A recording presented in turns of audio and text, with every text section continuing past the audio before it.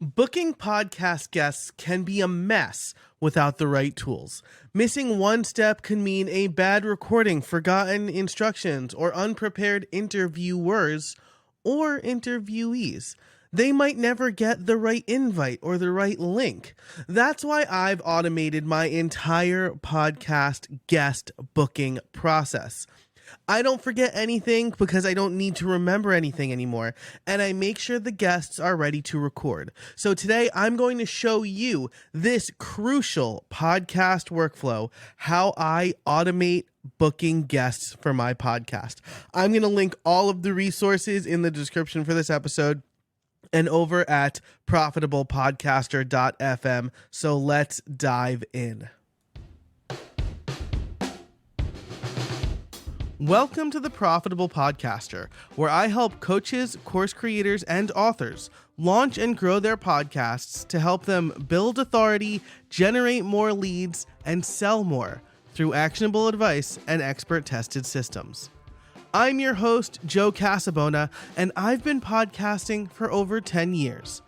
I've generated millions of downloads and hundreds of thousands of dollars from my shows. I'll teach you everything I know here on the Profitable Podcaster.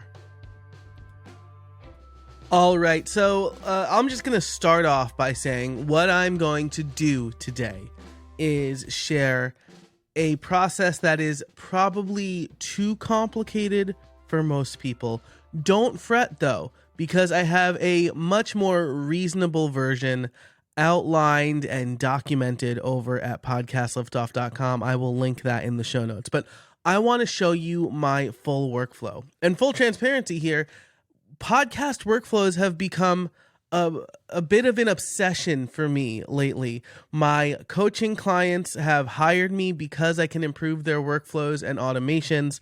And I just have been thinking a lot about how people produce their podcasts and how I can help them be more efficient. And so I am also launching a newsletter over at podcastworkflows.com. You can sign up for free. Each week I will do one deep dive into a podcaster's whole process from planning to publish and promotion. It should be really good. I'll also give some advice to you on how you can implement these processes and how you can maybe even improve them. So again, that's over at podcastworkflows.com. Here's my process as of about a month ago.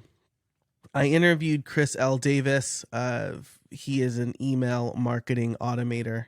Automationbridge.com is his website. And he talked me through his process, showed me some things, and I went ahead and implemented a whole new process. So if you go to howibuilt.it/apply, this is a form on my website. The form is built with Gravity Forms. That's a WordPress plugin. You can do it with Tally or Jotform or whatever.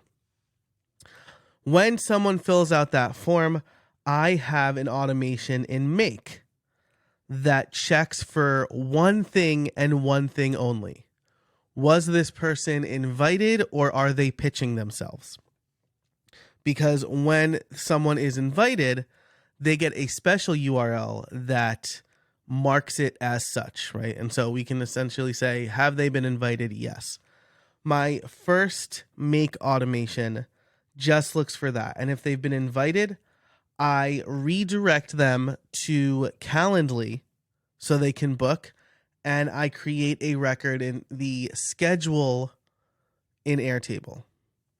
If they are applying, right, where I didn't personally invite them, they get redirected to a thank you page, and the record in Airtable gets created in the guest pitches base, right? So I'm maintaining essentially two separate tables, one for the actual schedule, which you can see in in my podcast planner, available at podcastliftoff.com/freebie, as well as inside of Podcast Mastery. There's the full version there. If they applied, then they get added to the guest pitches table. Those are the two paths. So this is a very simple Make automation. Where it gets wild is the actual Calendly booking, right? So I should tell you at this point, if they apply inside of Airtable, I can either accept or reject them. If I reject them, they get an email saying, hey, thanks for applying. You have not been accepted as a guest on the show. Here are some reasons why.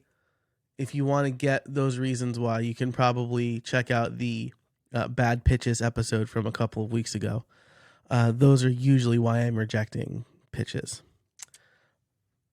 If they are accepted, they get a custom Calendly link. And the thing that makes it custom is that all of the information they filled out on the Gravity form is passed to Calendly. So this happens for two reasons.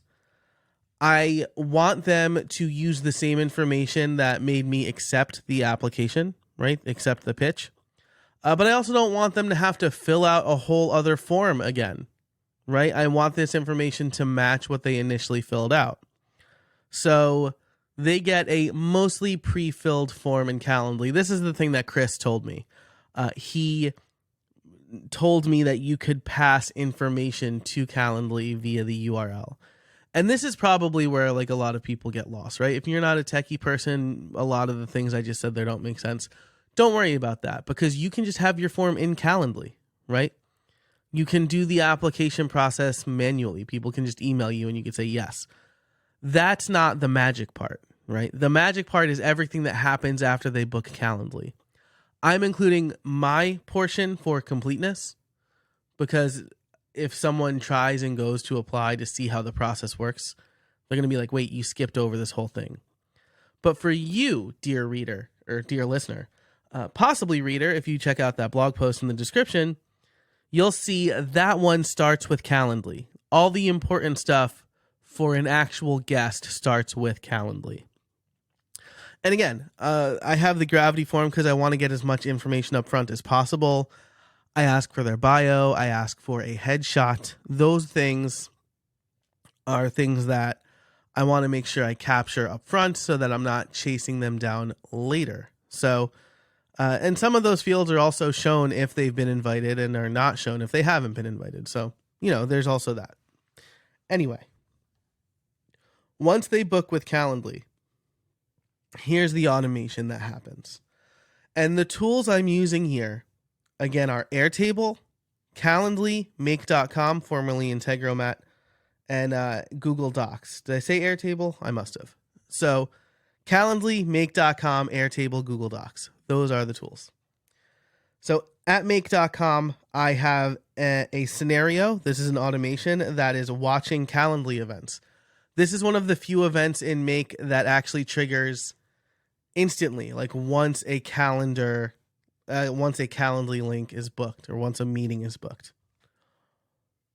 So once a meeting is booked, a few things happen, right? And this is, again, I've done this with Zapier too. You can do it with Zapier or Make. But the first thing that happens is a Google Doc is created. So with Make, you can create what is called a Google Doc template, where you have it mostly filled out, but then you create these placeholders with double curly braces. Those are the double, sometimes they're called like mustache braces. The double curly braces around some text. So I'll have curly brace, name, close curly brace. And in Make, it'll look for all of that text and say, hey, what do you want me to put in this placeholder? So basically everything they filled out on the form gets put into this Google Doc. And so now I have a show notes document. I do that first because I want to include that link in Airtable. And so here's what happens in my automation. And then I'm going to tell you what would happen in your automation.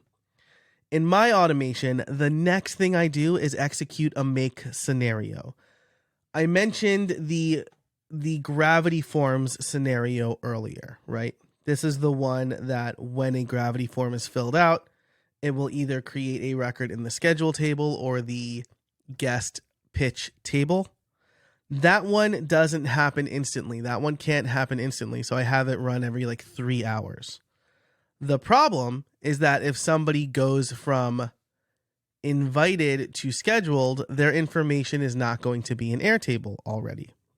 So I execute the gravity form make scenario so that it gets all the latest gravity form entries, adds them to Airtable where they should go, because the next step is to search for that person in Airtable so that I can add the Google Doc and other pertinent information to the Airtable.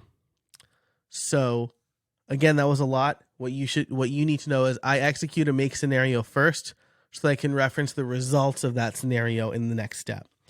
If you are implementing this, you can skip that part. You can create the Google Doc, or if you don't use Google Doc, you can use Trello, right? I helped one of my coaching clients go from Calendly to Trello, and that was the only automation. And that's all she needed, right? But what you could do is go from Calendly to Google Docs to Airtable entry, because you have all of the information from Calendly. So you can fill in Airtable, Notion. I don't know about Notion, sorry.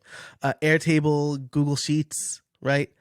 Wherever your planning goes, you can just send that information there without having to do that complicated extra 2-step process. Okay. And again, the blog post is going to show you something a little bit different, but that's the automation part. So let's take a moment and distill all of that into how you can apply it. Use Calendly or SavvyCal, right? One of these schedulers. When someone fills out a Calendly schedule or schedules a call with Calendly, kick off an automation in Make or Zapier to create a Google Doc and then add that to your planner, or to create a Trello card, or whatever your project management system is. If you use ClickUp, I don't know if ClickUp is there, but it could be ClickUp, right? That's the A is Calendly gets filled out. B, put that information in wherever your scheduling documentation is, wherever your podcast planner is. For me, it's Airtable. So that's the automation part. Everything else happens with Calendly. So if you were to fill out a Calendly link or a Calendly scheduler. I don't know why I keep calling it that. It's a Calendly link that creates a meeting. What you would see is a bunch of stuff. You would book, you would fill out the information, then you would get automatically redirected to my recording notes page. So this is how to best prepare for an interview. What we're going to be using, that headphones are required, the type of questions I ask, those things. This, I don't have to remember to send this to anybody. Calendly redirects them there. The other thing that happens is Calendly creates a calendar link and automatically invites them, and they automatically accept it. It is an accepted invite that gets sent. Inside of that invite is my Riverside link, because when you create a studio in Riverside, you can just send people that link to join the studio. You don't have to explicitly invite them. And then I include the recording notes link in the description for the invite as well. The other stuff that they get, a reminder the day before, and then a follow-up email about an hour afterwards, maybe 30 minutes afterwards. The reminder, it's going to show them the link. It's going to remind them we record in Riverside, how to best prepare, etc. The follow-up email, hey, thanks so much for coming on the show. I asked them for their headshot in case they didn't submit it in the initial form. And then I asked them for their address so I can send a thank you card. But that whole process is automated, mostly thanks to Calendly.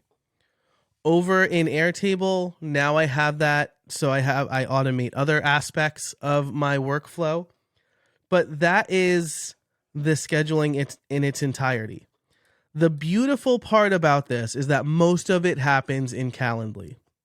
So even if you want to ignore the Make or Zapier automations or connecting Calendly to another thing, you can, it's a paid version of Calendly. You can redirect people to an information page. You can send the calendar link. You can include, right? They have, if you use Zoom, you shouldn't use Zoom, That's a different conversation. But if you use Zoom, it can integrate with Zoom and automatically create a Zoom call for you on the fly. But if you use something like Riverside or Zencaster or Squadcast or StreamYard or Ecamm Live, those are going to be URLs, like single URLs that don't change, and you can just include that in the location field. And then you can send that follow-up email asking them for information. You can send the reminder emails. This is going to make things a lot easier for them, for your guests and for you, because nobody's going to forget to do anything, right? I have a coaching client who they need to get a consent form signed, right, from each guest. Previously, they would need to, the schedule would come in, and then they would need to manually, or their assistant would need to manually send the consent form. Because it's a generic, non-personalized consent form, they have Calendly redirect them to that consent form. Just so you know, after you book, you're going to get redirected to a consent form. You need to sign this before we record. Done and done, right? So that's the kind of stuff that you can improve your podcast workflow. And this is just one tiny piece of mine. Again, if you want to learn how other people are doing it, if you want deep dives into podcast workflows, you can sign up over at podcastworkflows.com. It is a free newsletter. The first edition is coming very soon. I'm really excited about this. If you were already subscribed to my newsletter, you're going to get that first one. So I'm really excited about this. Podcastworkflows.com. Let me know what workflows you want to see, because I'm happy to dive deeper into any other part of my workflow.